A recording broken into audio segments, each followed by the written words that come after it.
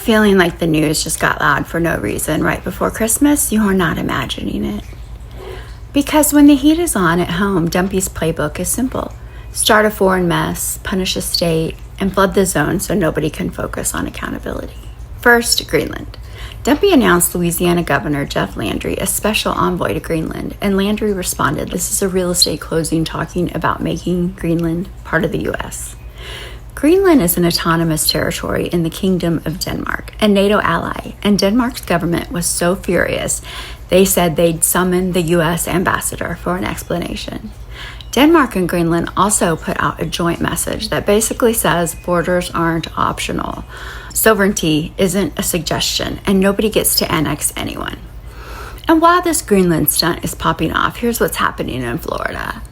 Reuters reports Dumpy's envoy, Steve Woodcock, held separate talks involving Russia's negotiator, Kirill Dmitriev, and the Kremlin says Dmitriev will brief Putin when he gets back. So the timing is interesting. When you see big territory rhetoric start flying, pay attention to who benefits from the chaos. Now let's talk about something that actually affects Americans immediately: disaster relief. Colorado's governor says FEMA sent denial letters rejecting federal disaster requests after wildfires and major flooding, and Colorado leaders are calling it political games and appealing. And that's the pattern. Crisis hits, people suffer, and the response turns into leverage. Meanwhile, on the world stage, the administration is also recalling nearly 30 career diplomats from ambassador and senior posts, and critics warn it weakens U.S. leadership, while many posts are still vacant.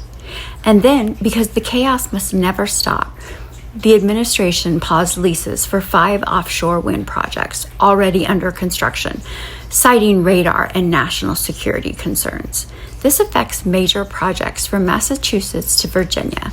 Whether you love wind or hate wind, here's the point. Energy policy by whiplash makes everything more expensive and unstable. And finally, DHS just announced a $3,000 self-support stipend if people leave by the end of the year. Push through the CBP Home app. DHS and Reuters report the stipend is paired with travel help, and DHS frames it as cheaper than forced removals. So zoom out. Foreign provocation, domestic punishment, diplomatic hollowing out, energy disruption, fear-based immigration theater. This is not strength. This is a distraction machine that runs on chaos.